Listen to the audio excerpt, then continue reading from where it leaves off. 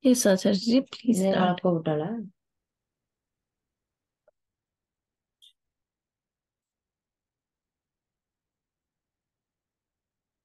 No, access has still not been provided.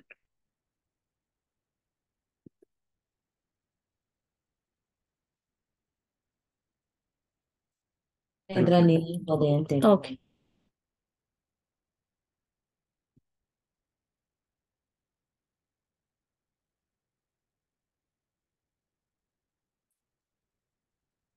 Is the screen visible? Yes, very clear. Okay. श्रीवत्सवंश कलशोदधिकौस्तुभस्य श्रीवासराघवगुरोस्तनयं ततश्च विद्या अवाप्य विबुधोत्तमतां दधानं कुर्वे सदा हृदि गुरुं करुणाकराख्यं लक्ष्मीनाथसमारम्भां नाथयामुनमध्यमाम् अस्मदाचार्यपर्यन्तां वन्दे गुरुपरम्परां यो नित्यमच्युतपदाम्बुजयुग्मरुक्मव्यामोहतस्तदितराणि तृणाय मेने अस्मद्गुरोर्भगवतोऽस्य दयैकसिन्धोः रामानुजस्य चरणौ शरणं प्रपद्ये श्रीमान् वेङ्कटनाथार्य कवितार्किककेसरी वेदान्ताचार्यवर्यो मे सन्निधत्तां सदा हृदि. A very quick recap. What we had in the last class, because a question had come up about the need to follow any particular school. Should we follow only this school of thought, or can we follow any school and still attain the same end result? We saw that the end result itself is described differently by different schools. So we saw about Christianity and some broad schools of Christianity, Orthodox, Catholic, Protestant, whatever. Then we looked at Islam.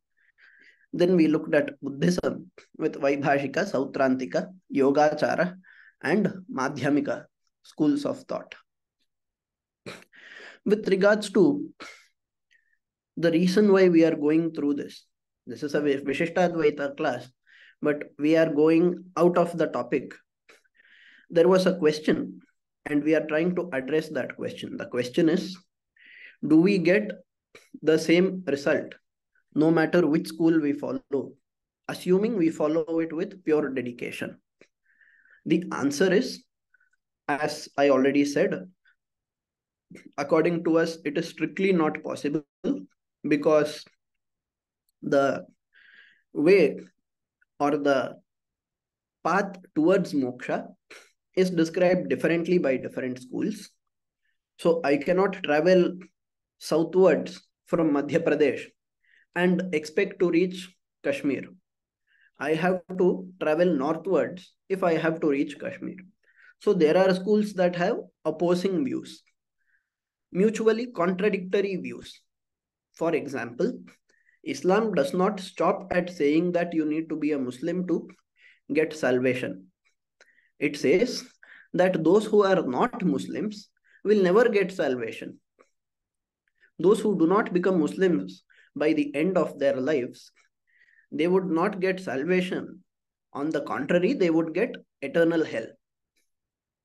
This is taught in their school. Likewise, Christianity speaks. Christianity says non-Christians cannot attain heaven.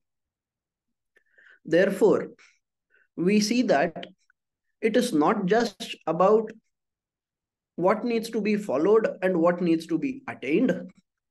There is also an equally weighted amount of information in each of the schools of thought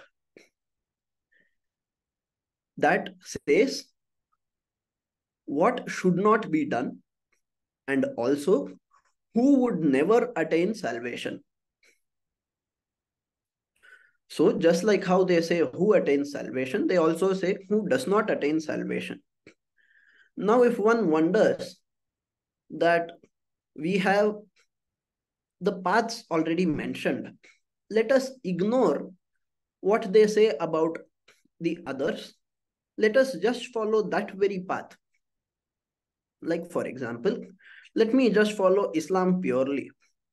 Let me ignore the parts where it says Islam, non-Muslims will never attain salvation. Let me ignore that part and follow only Islam.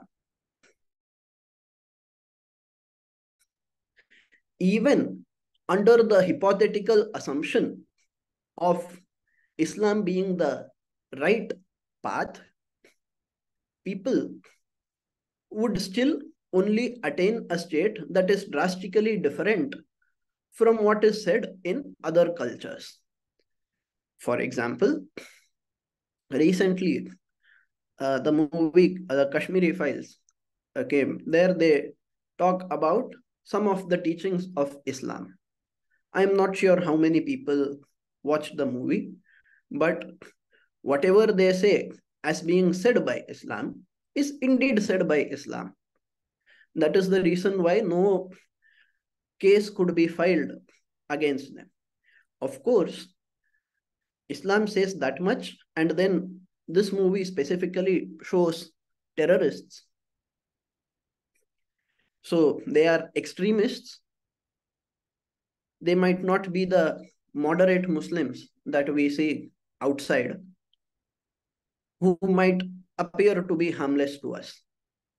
At the end of the day, if I say I practice Islam and I assume that let us assume that Islam is really the correct path. Even under that assumption, I would get only the Islamic heaven with 72 hurs and all of that. But under the assumption that I am following it, I should keep in mind that I am literally running out by skipping half of the teachings of Islam. Of course, Islam I am presenting here as an example. It could be any school. Now, when we are following a religion, and we see that the same scripture that says that the people who follow this religion would attain salvation also says that those who do not follow this religion would not attain salvation. That is a very important thing to note. For this reason, we say that whatever is said should not be taken in a hypocritical manner. If we are following, we should follow with true dedication. We should not cheat ourselves by following half and rejecting half. Those who do that, even under the completely theoretical possibility of all religions being equally valid, they would see that they are becoming hypocritical and that they are actually going against the very religion that they are following by rejecting half of its teachings. This is a very important thing to understand, because if I accept half of what it says and reject another half, it would make me a hypocrite. It would make me a cherry picker. It would make me a person who is not truthful to the faith that I want to follow. This much needs to be understood. And so far we spoke about theoretical possibilities. Now, as per Sanatana Dharma, those who follow Christianity, Islam, and so on, they are not going to attain moksha, at least now. Maybe in some future life, they are born as Sanatanis and they practice Sanatana Dharma properly, then they will attain moksha. That much needs to be understood by us. So it is not that Sanatana Dharma says that anybody and everybody will attain moksha. Krishna says in Bhagavad Gita, Tasmat Shastram Pramanam. He says, Tasmat Shastram Pramanam te. Why does he say that? He says that the scriptures that we have, they are pramanas, they are authentic. And when our scriptures are describing things in a contradictory way to other people's scriptures, it is to be understood that those who follow contradictory paths cannot attain moksha. They would have to eventually, like fortunately, we have the concept of rebirth and reincarnation. So eventually, they need to take a birth as a Sanatani and attain moksha. So that much is said by our dharma as well. Where is this said? Is this said only in Gita? If yes, can I interpret it in another way? No, you cannot interpret it in any other way. Shasanat Shastram. Now, this is also said by the Vedas. Bhagavad Gita is only a summary of the Vedas. So, this is said in the Vedas, this is said in Bhagavad Gita, this is said in Puranas, this is said in Itihasas. We should understand this much and stick to Sanatana Dharma. Now, there are many schools that call themselves as falling under the umbrella of Sanatana Dharma. But what do we understand by Sanatana Dharma? I'm not sure if we discussed it before. Please tell me if that is already covered. If it does not talk about something eternal, because Sanatana means eternal. So that which is eternally righteous can only be called Sanatana Dharma. We should understand that. He who shuns the ignoble can only be called Hindu. Hinam dushayatiti Hindu. There is a Sanskrit root for the word Hindu. A lot of people are not aware. They think that the word Hindu came from Sindhu. Well, some people, that is foreigners, brought the word Hindu with them. But the word Hindu does have a root in Sanskrit itself, and it means Hinam dushayati iti Hindu. One who shuns the ignoble. What does that mean? That means one who follows the righteous path by staying away from the unrighteous path. And what is this righteous path? It is called Sanatana Dharma.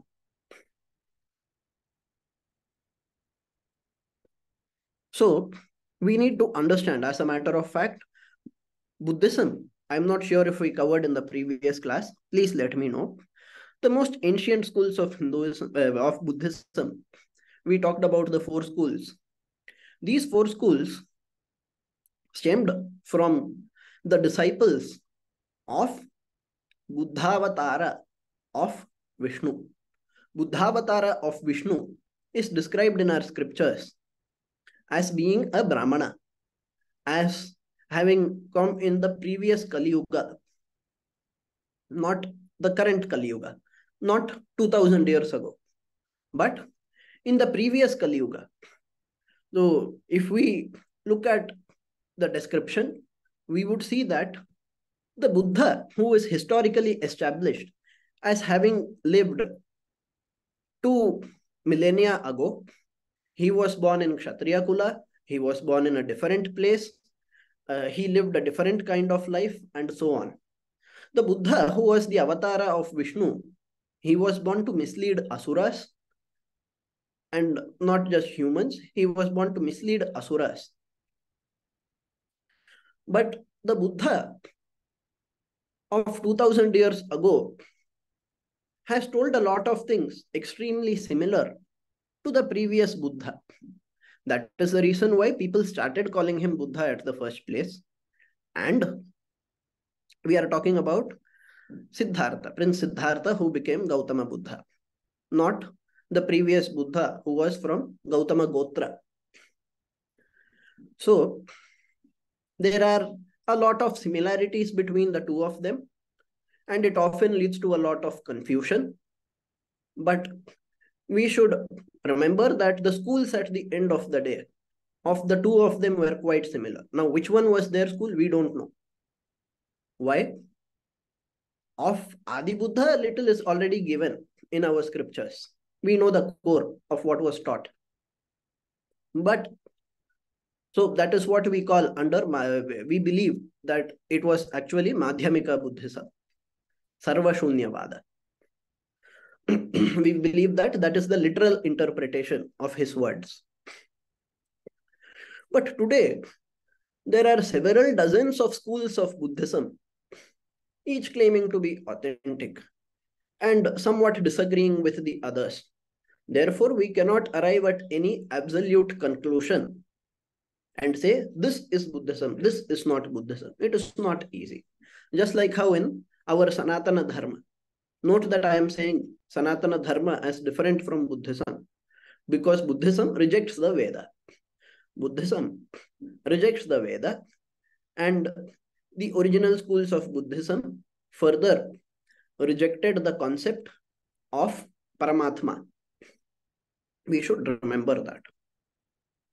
Paramatma as being the supreme entity, supreme sentient entity, is not accepted by any of those schools. We have said that much. Let us move on. Now there are a lot of Indian schools. We saw Buddhism. Are there schools other than Buddhism? Yes, there are plenty of schools other than Buddhism. Which are they? There is Jainism. I added Jainism in the next slide, unfortunately. But let us look at Sankhya first. Or let us look at Jainism and then look at Sankhya. Now, Jainism also has multiple schools. The most commonly known division inside Jainism, like how inside Buddhism we say Hinayana, Mahayana, and so on. In Jainism, there is Digambara and Shvetambara. Digambara and Shvetambara are two different schools in Jainism. Jainism describes moksha as a state of eternal bliss where rebirth does not happen, but that can be achieved only by following the right darshana, which is Jainism itself, and having the realization of the nature of the Atma. And so you should believe in the right darshana. You should realize about the nature of the Atma, and you should also practice what is said by that right darshana. So you should know what the right darshana is. You should practice what the right darshana is. The right darshana would have two parts. One is theory and one is practice. So you should realize the knowledge presented by the right darshana, which is Jainism according to Jainism. And having realized what it says, you should practice the path towards moksha. Jainism stresses a lot on sattva guna. However, Jainism also says that those who do not follow it cannot attain moksha. That needs to be kept in mind. Now there is Vaisheshika. And yes, Jainism also, does Jainism believe in a Paramatma, or does it really believe only in Tirthankaras?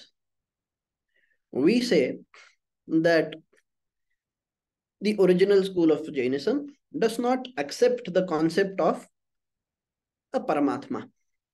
Coming to Vaisheshika. Vaisheshika is an interesting school and is sometimes misinterpreted. Vaisheshika also says that, so one thing about the Indian schools is that all of them say that in the state of moksha, you will not be having janana marana. You would be free from the cycle of birth and death if you practice that particular school of thought. Each school of thought says that. Even Sikhism agrees that, but Sikhism, we will see that.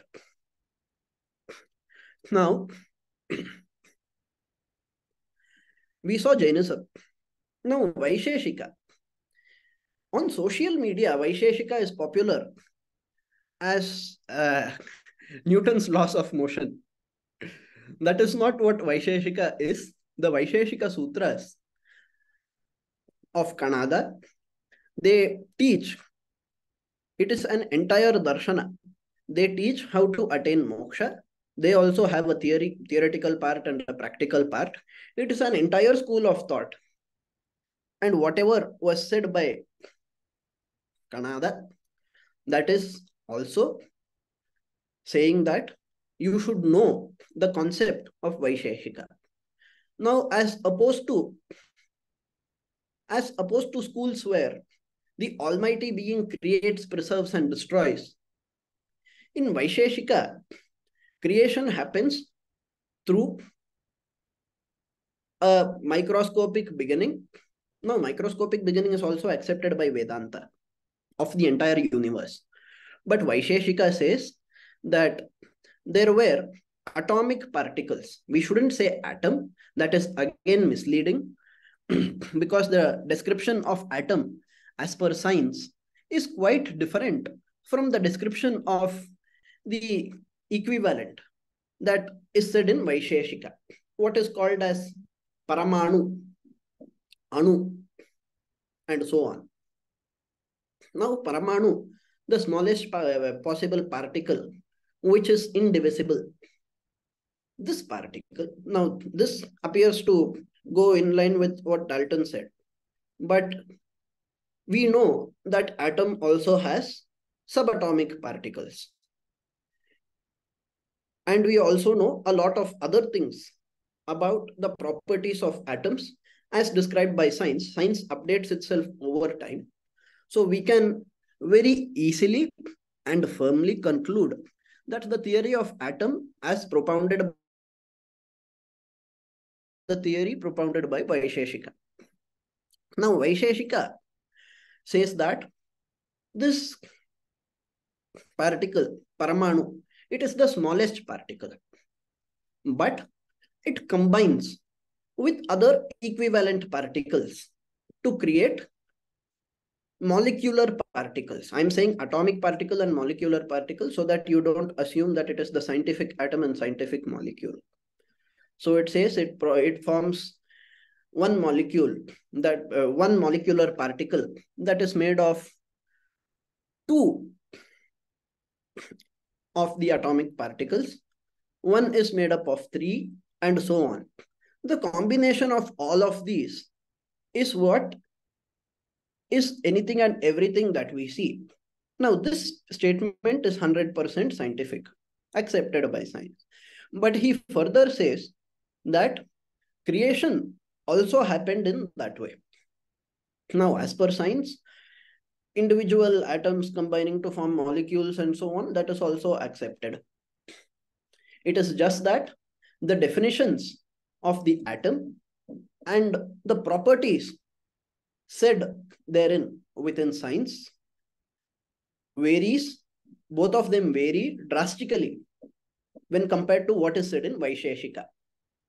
As a matter of fact, it could be again easily established that Vaisheshika, despite having been a very ancient school, despite having been taught by a person who is called a saint, in reality, it is illogical. Who called it illogical? Who are you to call it illogical? I am nobody to call it illogical. Vedavyasa called it illogical. And in their commentaries on Vedavyasa's aphorisms, Adi Shankaracharya, Ramanujacharya, Madhvacharya, all such acharyas have pointed out the logical inconsistencies and shortcomings of the Vaisheshika school of thought. All of them have completely agreed in that aspect and called it a very illogical school. Therefore, if we start believing that just because it is an Indian school, I can follow it, there is nothing wrong in me following it because it is an Indian school after all. There are plenty of schools that started in India. Just because a school is Indian, we should not assume that it is authentic. Hiranyakashipu also created his own religion. He said he is Paramatma. He said, I accept the Vedas, but wherever Vedas describe the Supreme Being, there the Veda refers to me only. Therefore, Hiranyakashipu said, I am only Paramatma, everybody should worship only me. That is also an Indian school of thought that existed during the days of Hiranyakashipu until Narasimha Avatara. Everybody knows the story. So can we accept what Hiranyakashipu taught just because it is an Indian school of thought? No, we cannot. So we need to understand that just like how anything that is foreign is rejected by us, anything that is of Indian origin need not necessarily be acceptable for us. That needs to be understood. It is very important to understand it, because if we don't understand it, we will get into great trouble. Because the way, so Vaisheshika Sutras also say that you should learn, you should know about the theory, you should realize the concepts that are taught. Now, who is going to realize all of what is taught in Vaisheshika? Our acharyas, when they tried, they found one illogical thing after another. They pointed all of them out. In modern days, in British era, there was a renewed interest in Vaisheshika because the Europeans wanted to learn. They showed a lot of interest. They just wanted to learn for time pass, not to follow, of course. So during the British era, there was renewed interest. And today we have a lot of books being published on Vaisheshika, either by followers of Vaisheshika who are trying to explain it as an authentic school, which we of course still reject. And there are people who look at it from a neutral perspective and simply write what Vaisheshika school teaches, which is still rejected by using the same points made by Shankaracharya, Ramanujacharya, and so on. Then there are people who are not followers who write books on why it is illogical. The third category is unfortunately unpopular, and not many people buy such books. When you say something is Indian, today Indians have a great patriotism. A lot of people in the right wing have great patriotism. They want to learn. If it is Indian, then they would give great respect for it. If it is Indian, they would immediately want to learn it. They would want to learn what it says. But if you start writing in a negative manner, saying why this is wrong, why that is wrong, and so on, people would not be interested in learning that. That is human nature. It is well explained by psychology. However, Vedavyasa, Maharshi Vedavyasa, who we consider to be an avatar of Vishnu himself, Vyasaya Vishnu Rupaya, Vyasa Rupaya Vishnave, Krishnadvaipayanam Vyasam Vidhi Narayanam Prabhu. That Vishnu, that Narayana who came as Vyasa, he analyzed various schools and declared the outside schools to be illogical. Some of the schools, he did not analyze every single school. There might have been plenty of schools in existence even during his time. He described the major schools and saw and explained how these are different from Sanatana Dharma. That should be understood by us. It is very important for us to understand it. Because, like, Vyasa was also a person. Why can't we reject it? No, because Vyasa was a divine avatar. All our scriptures say so. What if I reject all the scriptures? Then you are free to reject everything. You are free to reject the Vedas, Itihasas, Puranas, and everything. But then, what if I also call Vaisheshika as part of Sanatana Dharma? A lot of people are doing it today because they are unable to distinguish between native Indian schools of thought and actual schools that brought the name Sanatana Dharma and called themselves to be Sanatana Dharma. You don't see the word Sanatana Dharma in the other schools. Therefore, we do not call them that way. If you ask the followers of the other schools, they would also say that we are different from you. But for that, we need to ask. we need to research. If we assume by ourselves, then if we assume by ourselves that every school that originated in India is automatically Sanatani, then it is our fault. Unfortunately, since the late British era, a lot of people who in their own capabilities tried to study the native Indian schools presented their comments on these schools. Now, their sources, depending on their sources, you would get acceptance as part of Sanatana Dharma or rejection. Some modern schools which have come up in the recent past, which call themselves as Sanatana Dharma, might accept the other paths as also being valid if you don't follow them, not follow that very school. But even there, as we already saw, there is this problem of being inconsistent. You cannot follow Vaisheshika Darshana completely if you really accept the Vedas in entirety. If you accept the Vedas in entirety, you cannot accept Vaisheshika. If you accept Vaisheshika in entirety, you cannot accept the Vedas. Vaisheshika school itself does not speak so much against the Vedas, but it does not consider the Veda to be authoritative to the extent of being infallible. On the contrary, it says what Kanada said is infallible.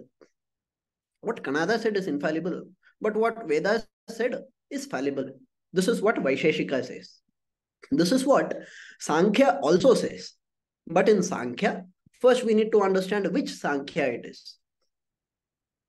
Now, there are 3 ways to understand the word Sankhya. In fact, there are even more ways. When Krishna uses the word Sankhya in Bhagavad Gita, there also yet another meaning is used. But in the context, within the context, so I'm saying there are actually more than 3 meanings of the word Sankhya. But in the context of schools of thought, it could refer to 1 out of 3 different schools. One is based on the ancient school of Sankhya, which is an atheistic school. It follows Nirishvaravada. Nastika is a popular term used these days to refer to atheists, but Nastika should be understood as that which is non-Vedic, that which rejects the Vedas or runs contradictory to the Vedas. So, the Nirishvara Sankhya is a school that says something similar to what Vaisheshika says. It says, we will follow whatever Kapila said. Like how it was Kanada in Vaisheshika. It is Kapila in Sankhya. Kapila taught the Sankhya Darshana, which is Nirishvaravada. There is no supreme being there. How do you understand moksha in that school? You understand moksha as realizing Sankhya Tattva. Today, the most ancient works on Sankhya are not fully available with us, but a Sankhya Karika is available. Sankhya Karika, which is from a number of centuries ago. Sankhya Karika of Ishvara Muni, that is used by us to understand Sankhya Darshana. It summarizes the Nirishvara Sankhya school. Hence, this has been cited repeatedly by Bhagavad Ramanuja. He cites Sankhya Darshana. So, the purpose of life as per Sankhya is to get out of Dukkhatraya. Adhyatmika Dukkha, Adidaivika Dukkha, Adi Bhautika Dukkha. Do we accept that this is the purpose of life? We accept that in the state of moksha, all the dukkha is gone. but we do not see the purpose in such a way. Getting out of negativities is not the way we see the purpose of life in the schools of Vedanta. Advaita, for example, says we should realize the truth. That is the purpose of life. It does not say we should get out of trouble. The definition is different. If we realize the truth, we will get out of trouble. That is how it is explained in Advaita. So we are more positive in that sense. And in Vishishtadvaita, it says we should attain Bhagavan. We should attain the lotus feet of Bhagavan. That is said in Vishishtadvaita and the other Vaishnava schools, and the Shaiva schools, and the Shakta schools, and so on. Anyway, now, Sankhya is a misleading word. We saw about one school of Sankhya. In this school, the purpose of life is to realize Sankhya Tattva. It says there is Purusha and there is Prakriti. This Purusha and Prakriti were eventually separate from each other. Purusha is their equivalent of Atma. But when Purusha and Prakriti combined, creation happened. What is the state of moksha? The state of moksha is the state where Prakriti and Purusha are separated from each other. Because in creation, there is only dukkha. So you have to get out of dukkha. The Vedas and the meager understanding by certain people who followed the Vedas, thinking, for instance, that Indra is supreme. Even today there are some people who say, according to the Vedas, initially Indra was supposed to be the supreme person. Later schools only brought Shiva and Vishnu. All sorts of nonsensical things are taught today by people who think they know everything about Vedic Sanskrit and everything about how to interpret the Vedas. But ignorant people are not those who are newly created, right? There have been ignorant people since forever. There have been intelligent people since forever. So ignorant people in those days, some people used to think, if we perform Jyotishtoma, the Veda says, if you perform Jyotishtoma, you get Svarga, Indraloka. Jyotishtoma is a ritual that involves animal sacrifice. So Sankhya argues, it says, look at what the Vedas say. The Vedas say, you do Jyotishtoma, you will get Indraloka. But what should you do for that? You should commit sin. You should kill an innocent animal. Okay, I have killed an innocent animal and got Swarga. Is that Swarga permanent? No. Our script, the Vedic scriptures say that for pleasing Indra, you got that level, but eventually once your karma there runs out, you will again fall and undergo rebirth. So there is no point in Jyotishtoma, he says. That is something that we also agree, that we do not consider Indraloka Prapti as moksha. But that was his understanding of the Vedic schools of that time. So the Sankhya Karika further says that there are so many tattvas. Tattva referring to entity. The nature about all of them is explained. Learning and realizing this will give moksha. How can learning and realizing this automatically give moksha? He says, think about a dancer who is performing on a stage. Or think about a lady who is dancing in a skit. She is acting as some character. She is acting as some character in a drama. So there is a drama troupe and there is a lady who is dancing there or who is playing the skit. Now, you look at her. What do most people feel? They get absorbed into the story, assuming she's an expert dancer, expert actor, expert actress. Most people would get absorbed into the story and associate her with the character of the story instead of associating her with what she herself really is. But suppose somebody realizes the truth. somebody comes out of it. Somebody comes out of the story and realizes that she is just a performer. He stops thinking that she is he stops thinking that she is whatever she is acting as, and he thinks about her actual reality. And then he calls out. Suppose he calls out her name and then says, I know who you are. You are such and such a person. How would she feel? All this while she was trying to make people to get absorbed in the story and think of her as the character. But when somebody identifies her by her real name and nature, she would feel shy. She might feel even bad, and she might run away from the stage. She might run away from the stage. A very emotional lady, let us say. Why should she run away from the stage? Don't ask me. It is just an example given. So in the same way by which she stops acting, feels shy, and then feels ashamed that her reality is what has been seen, and she also stops acting.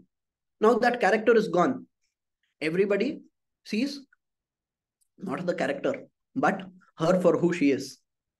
When that happens, that means these people have attained moksha. Why? Because the skit that she is playing is samsara. The combination of that is what she, that is Prakriti, she is showing all of us.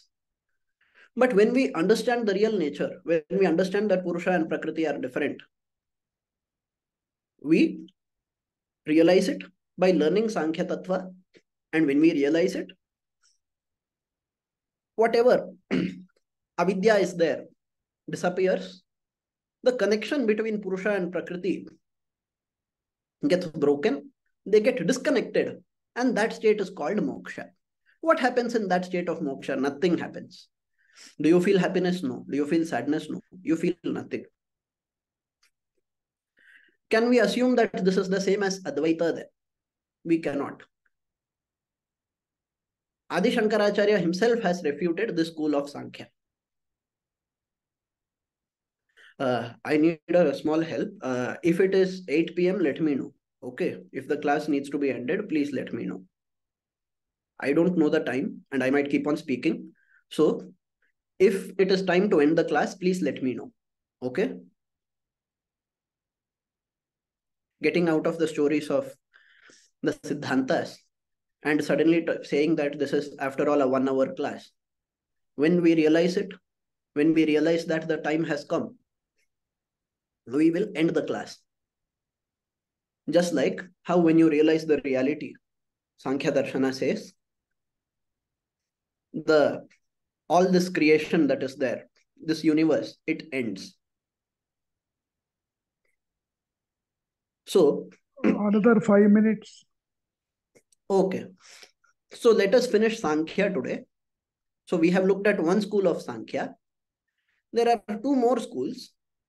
We will quickly go through them in 5 minutes and then we will conclude for the day. So just like how we realize that it is time to end and end it, I suddenly realize that it is 8 o'clock and I end the class. Then I am no longer an instructor. You are no longer a student. You are whoever you are at your home or wherever you are.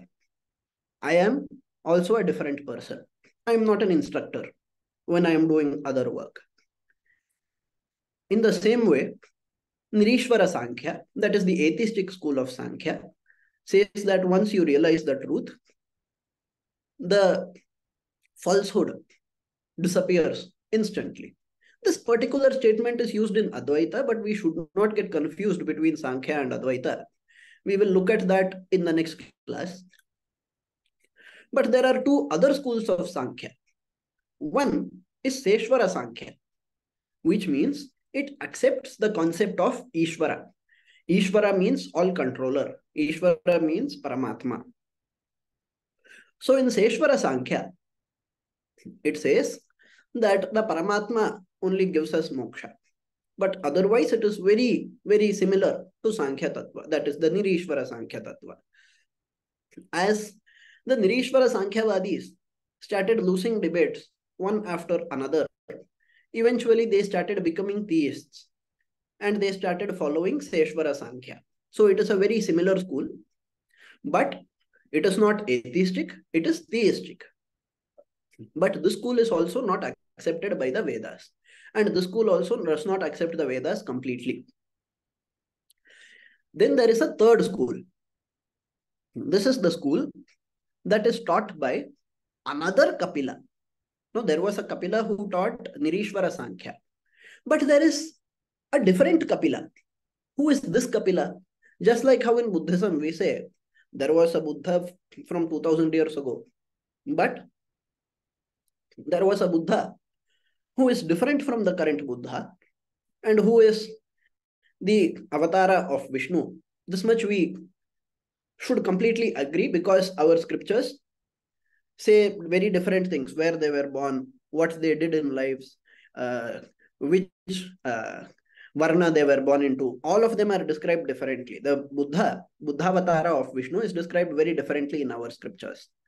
Therefore, I have heard even the Shankaracharya of Puri to accept our belief that Buddha avatara of Vishnu is different from Gautama Buddha. And in Bhagavad Ramanuja school also, that is what we agree. But anyway, now here and there might be people who disagree, but the Siddhanta is like that because our scriptures are very clear. Now, it could refer to one of the three different schools. We said one is the atheistic school, one is a theistic school that is very similar to it, in which it is the Ishvara that grants moksha. Then there is a third school, which is fully accepted by the Veda. It is a Vedic school where the school was started by a different Kapila. This Kapila was also an avatara of Vishnu. His story is explained in the Puranas about Kapila, about what all was taught by Kapila, which is Kapila avatara of Vishnu, like Buddha avatara of Vishnu. But Buddha avatara of Vishnu misled asuras. Kapila avatara of Vishnu taught a Vedic school only. So, whatever Kapila taught is accepted by all our schools of Vedanta to be 100% authentic. Of course, we interpret it in slightly different ways, but we accept the Sankhya of Kapila avatara of Vishnu to be 100% authentic. So, thank you for the session. I liked it. We'll join next time too. Thank you for attending. So, moksha in each is slightly different. The Sankhya of Kapila, that is Kapila avatara of Vishnu. As per that, what is moksha? That is again interpreted differently by the different schools of Vedanta. So we cannot explain that. But in Nirishvara Sankhya and Seshvara Sankhya that we talked about before, the state of moksha is very clearly described as something where Prakriti and Purusha are separated. There is absolutely nothing. There is Nirgunatva. So how this is different from Advaita, we will see in the next class, and we will also return to the Alvar story. Okay? Thank you for a very comprehensive coverage. I was just thinking, see, all these teachings are supposed to have been revealed from one source through some teachers or prophets, and then they have taught the humanity. So I was just thinking from what you said and with the variations, is it right to say wherever we are born, we just follow that school? Not necessarily. The thing is, we don't accept everybody who taught every school as a prophet. As I said, Hiranyakashipu, would you call him a prophet? You cannot call him a prophet because Hiranyakashipu's school is evil. His school teaches you to worship Hiranyakashipu as Paramatma and says if anybody worships Vishnu, then immediately imprison them, you whip them, you torture them, you kill them. And somebody accept that school as well. Oh, I was born in Hiranyakashipu's country, therefore can I follow his? No. Prahlada did not follow it. Prahlada boldly questioned it. Even though he was just a child, he questioned it. So it cannot be said that the originator of each and every school is actually a prophet. That is a great misunderstanding. School can be created by anybody. There is a school that they created to mock other schools, right? Some spaghetti something. I don't remember. Spaghetti monster or something they created as a mockery school. In the West, they created it just to mock other religions. They created their own school. They said, in our school, the supreme being looks like this spaghetti. And they created their own principles, commandments, and so on. Can we accept that also? Can we say that this is also a school, people are following it? Can we call them also as prophets? We cannot. So anybody and everybody who creates a school cannot be called as a prophet, no matter how much the school survives. Just because a school survives, we cannot call a school as authentic. Why? Because we do see that there are some schools of thought that are immoral. Now, let us not say that Islam is immoral. Let us not say that. Let us say that the terrorists have interpreted Islam in a way that is immoral. But they have also interpreted. And these terrorists, the interpretation of these terrorists is also not something new. This very interpretation is also 1,000 years old. Can we say that their interpretation has also been there? Muslim extremists have also been there. So Muslim extremist school that teaches violence is also 100% valid because it has been passed down from generation to generation and has survived for 1,000 years. If we say that it is authentic, then the next day we would land ourselves in jail. Remember that. And those who arrest us would be 100% fair in doing so, because something that is unrighteous should not be supported by us just because it is very ancient and parampara prapta. Okay, they also have a parampara, right? They also have a kind of teacher-student parampara. Somebody teaches the next generation, the next generation teaches the next generation, and so on. So if we look at the sources that say that India needs to be conquered, that the Kafirs need to be killed, those who leave Islam should be killed, wherever there is image worship, the images should be destroyed. This is accepted by all Muslims in, let us say, Palestine. This is really accepted by all of them. You can go and ask them. I'm not lying.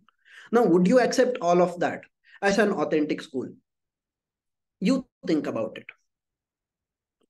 So even if you are born in such a place, you should think by yourself. You should think, is this really fair? Is this morally correct? That is why we say, Vedokhilo dharma moolam, smritashile cha tadvidam, acharashchaiva sadhunam, atmanas tushtirevacha. Ask your conscience. If you don't know anything else, at least ask your conscience. That is something that we have been taught in Sanatana Dharma. Is it clear? Thank you. Very much helped. And Prahalada, really, that example also. Thank you so much. Thank you. Shri, any other question?